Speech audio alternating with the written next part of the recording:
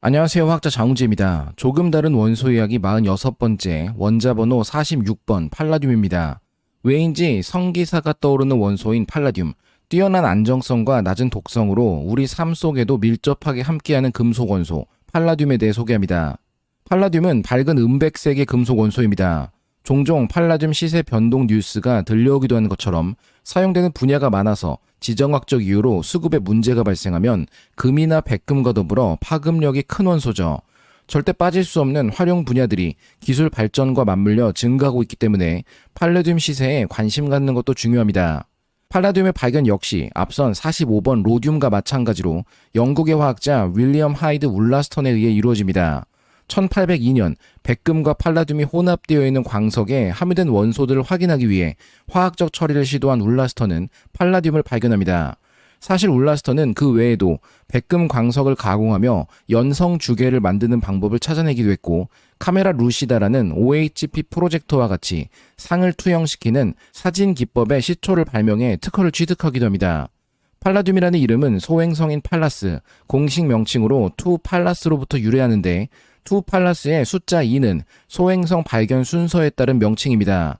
부피와 질량을 기준으로 할 때 태양계에서 세 번째로 큰 소행성으로 일찍이 발견되었으며, 가장 먼저 발견된 소행성은 원 세레스입니다. 발견 일자를 비교한다면 세레스는 1801년 1월 1일, 팔라스는 1802년 3월 28일 발견됩니다. 세레스 역시 원소 명칭과 연관성이 깊으며 1803년 발견된 히토리 원소인 세륨이 여기 기인합니다. 어째서 이미 발견된 최초의 소행성이 아닌 두 번째 발견된 팔라스가 팔라듐의 이름을 붙이는데 먼저 사용되었을지 시기적으로 의아하지만, 울라스턴은 팔라듐 발견과 근접하게 이루어진 사회적 이슈였던 새로운 소행성 발견에 영감받아 이러한 이름을 붙이게 됩니다.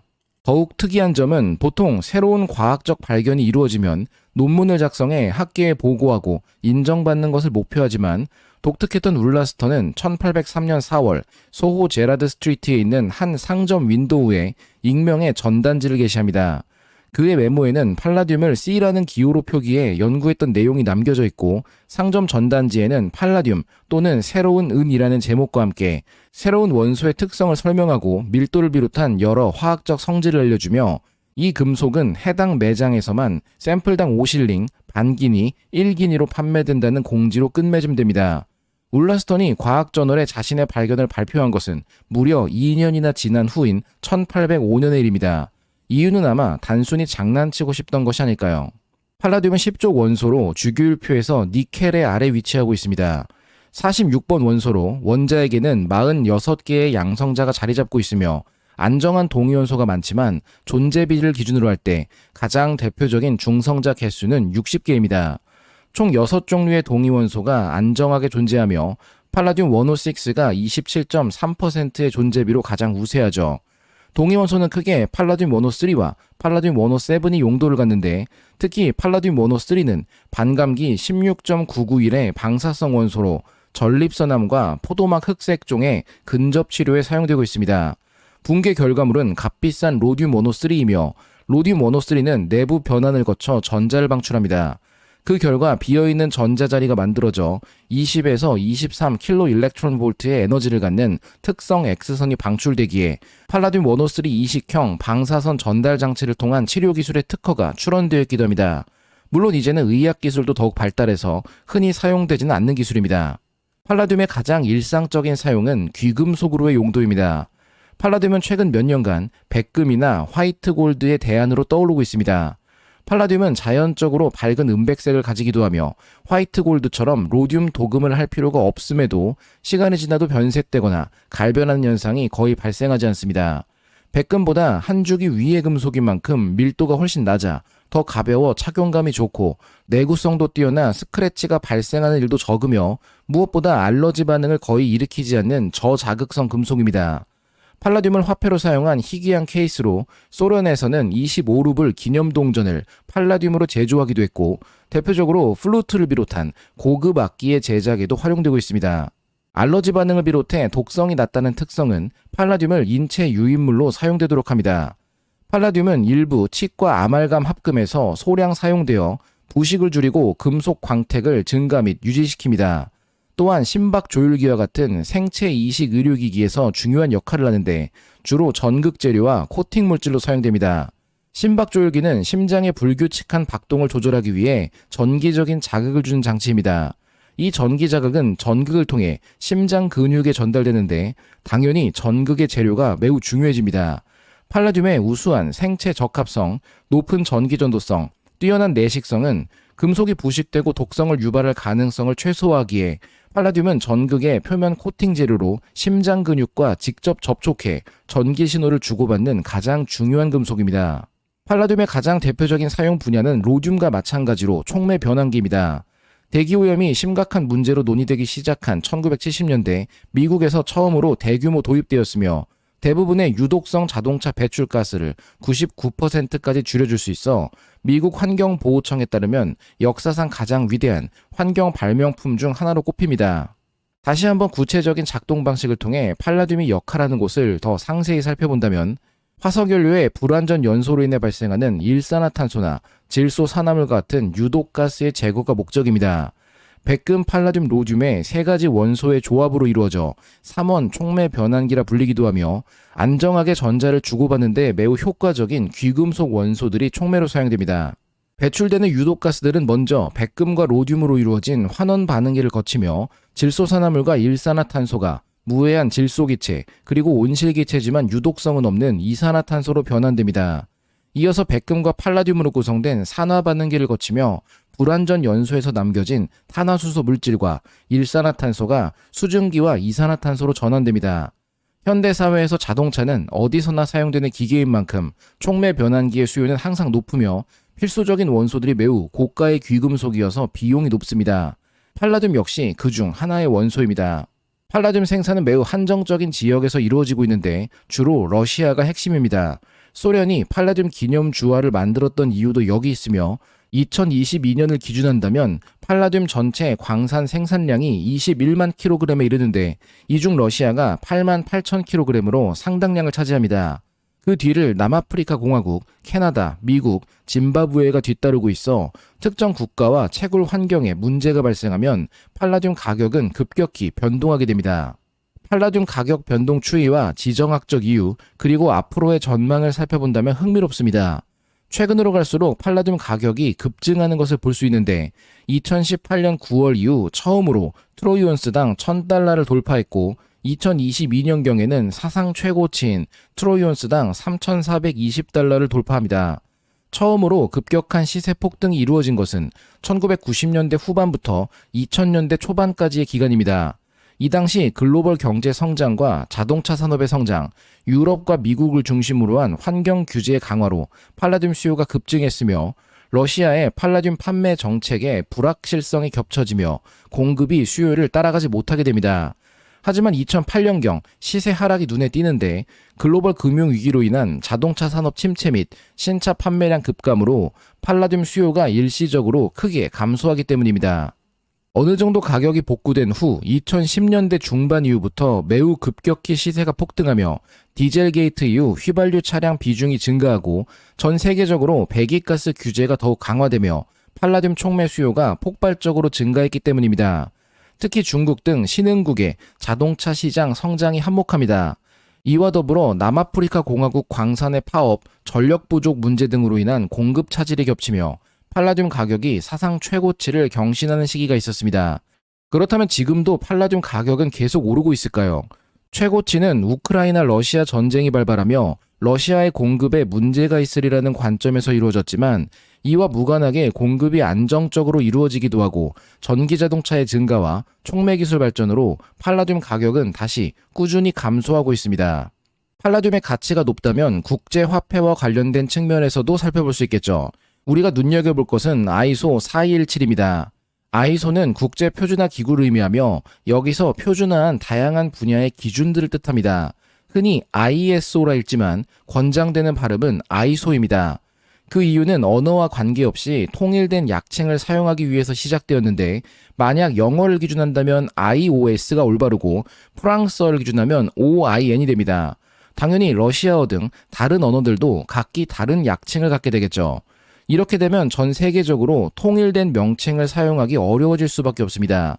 목적 자체가 국제 표준화이기에 혼란을 피하려 아이소 설립자들은 그리스어로 동일하다, 같다는 의미의 아이소스에서 이름을 따왔습니다. 이는 아이소의 목표인 국제적인 표준화와 일맥상통하여 의외로 아이소는 영문 약칭이 아니라 어떤 나라, 어떤 언어에서든 항상 동일함을 의미하는 표준이라는 뜻을 담고 있는 고유명사에 가깝습니다. 본론으로 돌아와 아이소 4217은 통화와 관련되는데 국가통화와 X통화로 구분해 볼 수 있습니다. 국가통화는 은행이나 환전소에서 흔히 보이는 알파벳 3글자로 된 국가통화를 뜻합니다. 앞에 2글자는 나라의 약어, 마지막 글자는 해당 나라에서 사용되는 화폐의 약어입니다. 예를 들어 USD는 미국의 달러이며 JPY는 일본의 엔, 그리고 KRW는 한국의 원인 셈입니다. X통화는 이름도 멋진 초국가적 통화에 대한 코드입니다. XAU, XAG, XPT, XPD의 4가지 초국가적 통화가 있는데 뒤에 알파벳 2글자가 바로 원소기호입니다. 단 4종류의 금속만이 초국가적인 통화로 사용되는데 금과 은, 백금, 그리고 팔라듐입니다. 팔라듐의 응용에 대한 이야기 시작은 의외의 인물로부터입니다. 스코틀랜드의 화학자 토머스 그레이엄, 물리, 화학, 생명과학을 가리지 않고 자연과학 공부를 해본 사람이라면 무조건 한 번은 만나게 됩니다. 그레이엄의 법칙으로 유명한 그레이엄은 기체 확산 분야에서 선구적인 업적을 남겼으며 콜로이드 화학의 창시자로 불립니다. 그레이엄이 기체 확산에 대한 연구를 시작하게 된 것은 불을 붙이는 라이터의 최초 발명가였으며 멘델레프가 주기율표를 만들기까지의 여정에서 시작점으로 이야기되는 독일의 화학자 요한 되베라이너가 유리병의 작은 틈에서 수소기체가 확산되어 나오는 속도가 주변 공기가 그 틈새로 확산되어 들어가는 속도보다 빠르다는 관찰 결과를 남긴 기록을 읽으면서부터입니다. 그레이엄의 법칙은 기체 분자의 질량에 따라 확산 속도가 다르다는 이야기로 정리되는데 최초의 원자폭탄을 만들기 위한 맨해튼 프로젝트에서 천연 우라니나이트에서 발견된 우라늄 238에서 우라늄 235를 분리하는 데 기초 원리로 사용됩니다. 미국 정부는 테네시주 오크리지에 있는 클린턴 엔지니어 공장에 4억 7,900만 달러, 현재 기준으로 64억 4천만 달러를 들여 기체 확산 플랜트를 건설하며 다공성 장벽을 통해 반복적으로 확산되는 우라늄 동위원소는 매번 더 가벼운 우라늄 235 동위원소로 농축되어 원자폭탄에 사용될 수 있었습니다. 생명과학 및 생화학 분야에서는 투석 기술을 처음 만들어 신장 환자들의 혈액 투석에서 활용되고 있죠. 팔라듐과 관련된 그레이엄의 업적은 팔라듐이 수소 기체를 흡수한다는 사실을 1866년 발견해 보고한 것으로부터 시작됩니다. 이를 활용해 수소 정제를 위한 팔라듐 방막을 개발하기도 했는데 팔라듐은 놀라운 금속으로 자기 부피의 900배가 넘는 수소 기체를 흡수한 능력이 있습니다. 가열하면 흡수된 수소가 다시 방출되므로 이를 통해 수소의 무게를 측정할 수도 있으며 저장 매체로 관심받게 됩니다. 무엇보다 팔라듐은 다른 기체는 흡수하지 않기 때문에 수소를 정제하는 용도로 사용될 수 있어 수소 에너지 중요성이 높아질수록 팔라듐의 가치도 함께 높아질 것입니다. 팔라듐과 수소는 단순히 달라붙는다 수준이 아닌 팔라듐 수소화물이라는 새로운 합금을 만드는 정도입니다. 팔라듐이 수소를 흡수하는 특징은 1980년대 후반 논란이 된 하나의 연구로 이어집니다.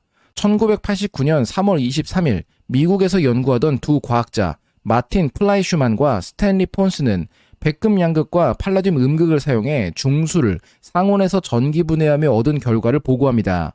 이론상 얻어질 수 없는 과도한 에너지가 생성되었다 주장하며 이것이 핵융합 반응에서 비롯되었다고 해석하는데 중성자와 삼중수소를 포함한 소량의 핵반응 부산물도 측정되었다 이야기에 팔라듐 전극 표면에서 이루어진 저온 핵융합 논란이 시작됩니다. 수소 분자가 팔라듐과 접촉하면 먼저 표면에 흡착되지만 이후 금속 내부 전체로 확산되어 합금을 이루기 시작합니다. 수소로 포화된 팔라듐에서는 수소 원자들이 매우 가까이 배치되며 이러한 근접성이 에너지를 생성하는 핵융합 반응의 원인이라 주장합니다. 물론 지난 30년간 아무도 이를 재현하지 못했지만 팔라듐 저온 핵융합은 매력적인 아이템으로 여겨져 영화 아이언맨에 등장하는 팔라듐 아크 리액터의 영감의 원천이 바로 여기 기인합니다. 당연히 영화에 등장하는 팔라듐 아크 리액터는 현실적으로 구현된 적 없으며 앞서 팔라듐의 생체 적합성을 여러 차례 이야기한 것처럼 팔라듐으로 인한 중독 증상이 발생하지도 않는 영화적 허구입니다. 하지만 수소 저장에 대한 연구는 빠르게 계속됩니다. 단순한 팔라듐 단일 원소만을 사용하는 것을 넘어 이리듐을 비롯한 다른 귀금속과의 안정화 효과 등을 이용해 최적화된 수소 저장 기술이 개발되고 있습니다. 표면적이 극도로 넓은 팔라듐 나노 입자를 수소 저장을 위한 장소로 활용하는 것인데, 수소가 미래의 유망한 에너지원으로 여겨지기 시작한 것처럼 활용도가 높습니다. 소량의 얼만으로도 저장된 수소를 회수할 수 있으니 유용하지만 팔라듐의 높은 가격은 어떻게 작용할지 모릅니다. 수소 저장 기술의 동향에 주목하며 팔라듐 시세를 예측해보는 것도 재밌겠죠. 수소로 만들 수 있는 가장 유용한 것, 바로 물입니다. 원자 수준에서 수소와 산소가 합쳐져 나노 크기의 작은 물방울을 형성할 수 있음이 연구되고 있는데, 특히 우주 시대에 발을 들이기 시작한 시점에서 물의 확보는 중요할 수밖에 없습니다. 수소와 산소의 결합이 물을 만드는 것은 당연한 결과지만, 문제는 폭발성을 갖는 수소와 조연성을 갖는 산소의 반응이 이루어져야 하기에 밀폐된 우주 비행선에서는 위험 부담이 높습니다. 안전하고 빠른 물 생성 기술을 위해서는 촉매가 필요했으며, 여기 팔라듐이 등장합니다. 산소 원자는 팔라듐 원자 표면에는 붙지만 내부로 들어가기에는 너무 거대합니다. 반면 수소는 팔라듐 내로 쉽게 흡수되기에 이들의 표면 반응을 통해 물의 생성이 가능해집니다. 팔라듐은 귀금속과 인체 유인물 외에도 이처럼 촉매로의 중요성이 더 크게 여겨집니다. 팔라듐 촉매의 가장 일상적인 사용은 바로 수질 정화 처리입니다. 염소 등 할로젠 원소가 결합한 유기 할로젠 화합물과 같은 난분해성 오염물질의 제거에 최적화되어 있는데, 환원성 탈염소화라는 반응의 촉매이기 때문입니다. 노르니켈과 같은 팔라듐 생산 기업이 본격적으로 수처리 팔라듐 기술을 도입했으며, 이번에도 팔라듐이 흡수하는 수소가 매우 강력한 환원제로 작용할 수 있어 활성수소와 오염물질 간의 반응을 촉진해 팔라듐 촉매 표면에 흡착된 오염물질을 안전한 형태로 환원시키게 됩니다. 염소를 제거하고 기존 수처리 작용에서 발생하는 유독한 중간 산물 없이 무해한 화합물로 완전 전환할 수 있다는 엄청난 장점을 갖습니다. 특히 오염물질을 파괴하여 무해한 물질로 전환시키는 방식이기에 공기나 활성탄과 같은 기존 방식으로 오염물질을 단순히 이동시키는 것이 아니라 2차 오염물질 발생 자체를 줄일 수 있어 실제로 도입되고 있는 기술입니다. 이번에도 가장 큰 약점이라면 역시 팔라듐이 비싸다 정도 외에는 전혀 없습니다. 배기가스를 무해화하는 촉매 변환기에서도 비싼 팔라듐의 사용을 최소화하며 효과를 높이는 시도가 이루어졌습니다. 특히 천연가스 엔진은 전 세계적으로 약 3천만 대에서 4천만 대의 차량에 사용되는 중인데, 이러한 천연가스 엔진은 시동 시 촉매 변환기가 저온에서 제대로 작동하지 않기 때문에 연소되지 않고 열을 가두는 메테인을 배출합니다. 메테인 제거 촉매는 낮은 배기 온도에서는 효율이 낮거나 고온에서는 심각하게 저하되는 어려움이 있었지만, 같은 소행성에 기인한 원소 세륨 산화물 지지체와의 합작을 통해 단일 팔라듐 원자를 결합해 만든 촉매가 막 시동된 엔진에서도 엔진 배기가스의 메테인을 효율적으로 제거할 수 있도록 만듭니다. 저온에서 천연가스 엔진 배기가스에서 미연소 메테인의 무려 90%를 제거할 수 있어 지구온난화를 가속하는 메테인 배출량을 크게 줄일 수 있는 잠재력을 갖습니다. 기존의 휘발유 내연기관의 유해물 분해에도 팔라듐의 새로운 기능이 찾아집니다. 일반적으로 이야기되는 질소 산화물은 일산화질소와 이산화질소를 의미합니다. 하지만 이 외에도 아산화질소도 있는데, 저온에서 일산화질소를 처리하면 부산물로 발생되는 물질입니다. 아산화질소를 무해한 질소로 전환하려면 최소한 300도 이상의 고온이 필요합니다. 이 때문에 자동차 구동 후 최소한 5분 이상의 운전이 이루어져야 아산화질소가 분해되는데, 팔라듐 원자를 구리에 분산시킨 합금 촉매가 사용되면 저온에서 아산화질소 발생 없이 매연 처리가 가능하며, 무엇보다 원자 규모로의 팔라듐 적용으로 단가가 저렴하다는 장점이 있죠. 이 방식은 아산화질소를 생성하지 않는 유일한 저온작동 배기가스 처리 시스템으로도 볼 수 있습니다. 수소를 유용한 물질로 변환하는 촉매 중 가장 유명한 반응은 역시 질소 고정입니다. 수소와 질소를 결합하여 암모니아를 생성하는 이 획기적인 산업 반응은 전 세계 인구의 3분의 1 이상에게 식량을 공급할 수 있도록 합성 비료의 기반이 되어 문명 발달을 이끌었습니다. 하지만 질소 고정은 미래 세대에게는 심각한 위협이기도 합니다. 전 세계 에너지 생산량의 무려 2%를 차지하며, 여기에 투입되는 수소는 대부분 화석연료에서 추출되며 이산화탄소를 발생시키기 때문입니다. 번개와 같은 자연이 암모니아를 생성하는 방식으로부터 새로운 방식이 제안되는데 탄소 배출 없이 공기 속 질소와 물 속 수소에서 직접 암모니아를 생산합니다. 질소 고정은 낙뢰의 전기 에너지가 대기 중 질소 분자를 분해해 다양한 질소 산화물을 형성하는 과정이며 빗물에 녹아 땅에 떨어진 질소 산화물은 토양 속 박테리아에 의해 암모니아로 전환되어 식물에 영양분을 공급합니다. 번개의 역할이 플라즈마로 대체되었고 박테리아의 역할은 이번에도 구리 팔라듐 촉매로 대체됩니다. 팔라듐 화학의 꽃, 탄소와 탄소 사이 결합을 만드는 교차 결합 반응의 핵심이 바로 팔라듐이죠. 인간, 연료, 식품, 의약품 등 많은 것이 탄소가 골격을 이루는 유기화합물로 이루어진 만큼 유기화합물의 구조제어나 합성은 인간에게 창조력을 부여하는 것과 같았는데 탄소와 탄소의 직접적인 결합을 만드는 일은 매우 어려운 작업이어서 수많은 반응 단계를 우회하거나 의도치 않은 부산물을 배출하는 등의 문제가 있었습니다. 이후 교차 결합 반응이 탄생하며 유기합성은 혁신적으로 진화합니다. 수많은 교차 결합 반응이 알려져 있는데 그림에 보이는 스즈키 커플링이나 스틸레 커플링, 쿠마다 커플링 등 모두가 팔라듐을 사용하고 있습니다. 탄소-탄소 결합은 생명 자체의 화학의 기초이며 화학자들에게 그 중요성은 이 주제가 지금까지 총 5개의 노벨상을 수상했다는 사실에서 잘 드러납니다. 1912년 그리냐르 반응, 1950년 딜스-알도 반응, 1979년 BTE 반응, 2005년 올레핀 복분해를 거쳐 2010년 팔라듐 촉매를 이용한 교차 결합 반응이 5번째 노벨 화학상으로 탄소-탄소 결합을 가능케 합니다. 탄소-탄소 결합에서 화학자의 임무는 탄소 원자를 깨워 다른 탄소 원자와 반응하기 쉽게 만드는 것입니다. 1912년 노벨 화학상 수상자인 빅토 그리냐르는 이 문제에 대한 해결책을 찾았습니다. 참고로 그리냐르는 제1차 세계대전 당시 프랑스군의 화학무기 연구 담당자였으며 그에 대응하던 인물이 바로 독일의 프리츠 하버입니다. 이들 모두 노벨 화학상을 받은 인물들이죠. 그리냐르는 반응성을 높이고 싶은 탄소 원자에 마그네슘 원자를 결합했습니다. 마그네슘은 가장 바깥쪽 껍질에 전자가 2개 있으므로 둘 다 제거하고 싶어 합니다. 그리냐르 시약이라는 물질에서 마그네슘 원자는 결합의 두 전자를 밀어내 대부분 탄소 원자에 모이게 합니다. 따라서 전자는 탄소 원자의 가장 바깥쪽 전자구름에 추가되지만 동시에 양전하를 띤 원자핵과 음전하를 띤 전자구름 사이에 불균형이 발생합니다. 탄소는 불안정해지므로 결합할 다른 원자를 찾게 되고 불가능하던 탄소-탄소 결합 형성이 가능해집니다.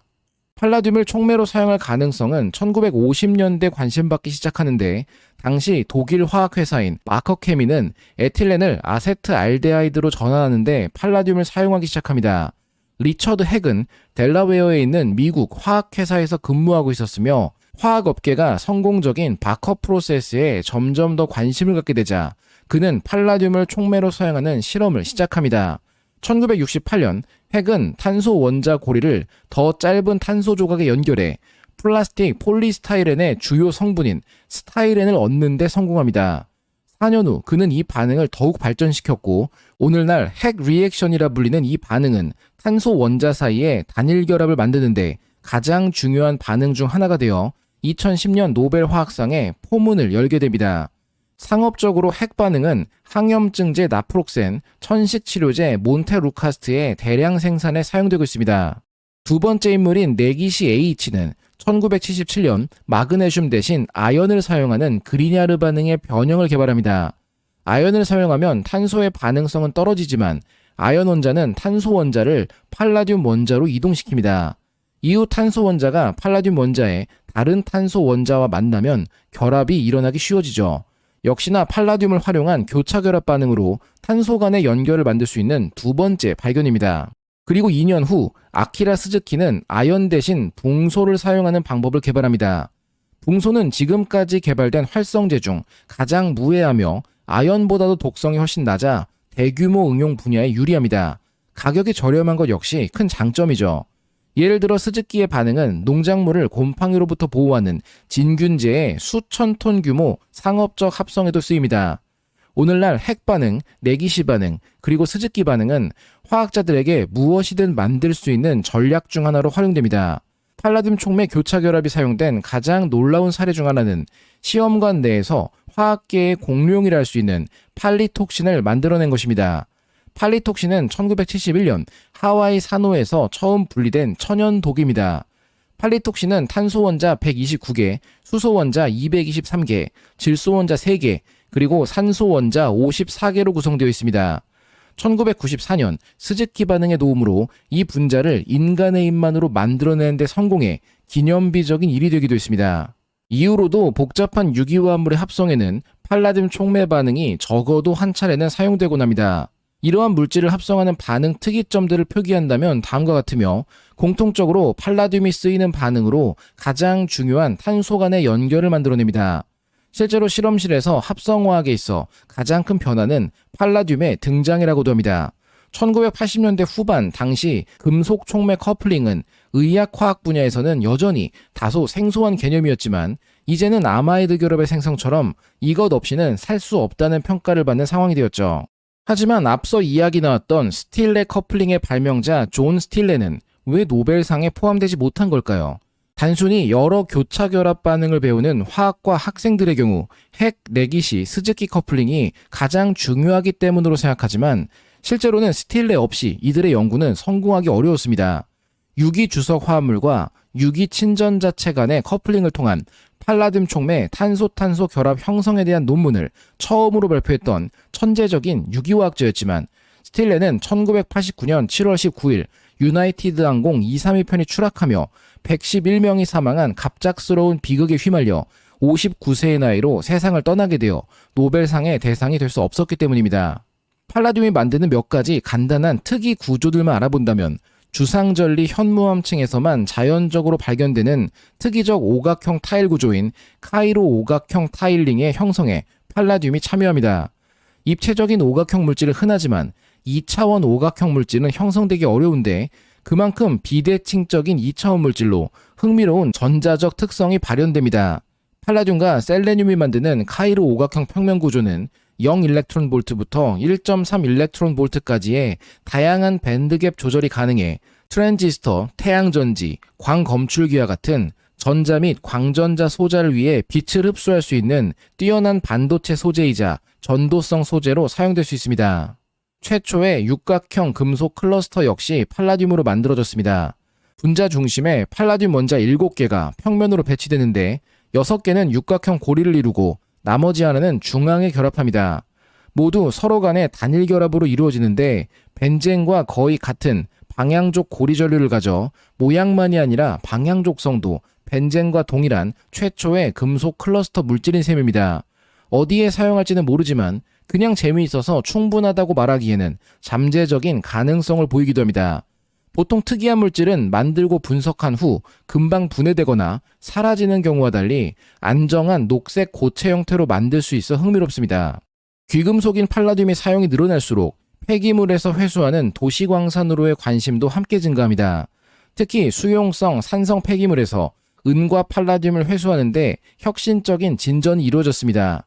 자연에 흔하고 독성이 없는 생체 고분자인 셀룰로스 미세 입자를 화학적 변형해 실온에서 산성 폐수로부터 은과 팔라듐만을 선택적으로 흡수할 수 있습니다.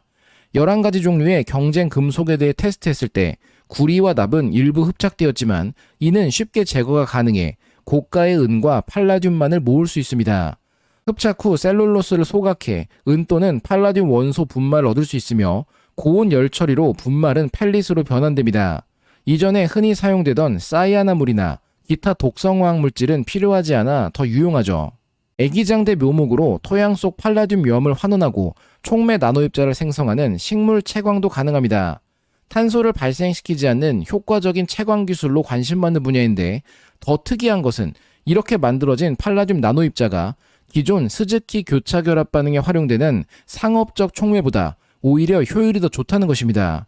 그런데 폐수나 식물에서 얻어진 나노 크기의 팔라듐 분말이 우리가 실제로 사용할 수 있는 팔라듐 금속 형태까지 가는 것도 가능할까요? 이 역시 기술적으로 구현되었는데 나노 입자의 초압착을 통해 금속을 만드는 기술입니다. 다양한 귀금속 입자들은 우리 생각과 달리 뭉쳐도 서로 금속 결합을 이루는 대신 응집되어 검고 특이성 없는 폐기물 같은 형태를 만듭니다. 하지만 고압 처리를 통해 회수된 금속 나노 입자들이 실제로 금속을 만들 수 있게 되었으니 어떤 방식으로든 폐수나 토양, 물 등에서 귀금속을 분리할 수만 있다면 언제든 금속과 화합물을 구분 않고 전환할 수 있는 기술마저 확보된 셈입니다. 결론입니다. 팔라듐은 초국가적 가치를 갖는 4개 귀금속 중 하나로 활용 분야가 많아 시세가 변동되기도 하는 중요한 원소입니다. 팔라듐은 안정하고 금속임에도 생체 안전성이 매우 높아 심장 조율기에도 사용될 정도로 인체 이식에 적합한 금속입니다. 무엇보다 수소만을 자신 부피의 900배까지 흡수할 수 있는 특별한 능력이 있는 유일한 금속이어서 환경정화나 화학반응 등 촉매로 애용되며 미래 수소 에너지의 핵심 원소가 될 전망입니다.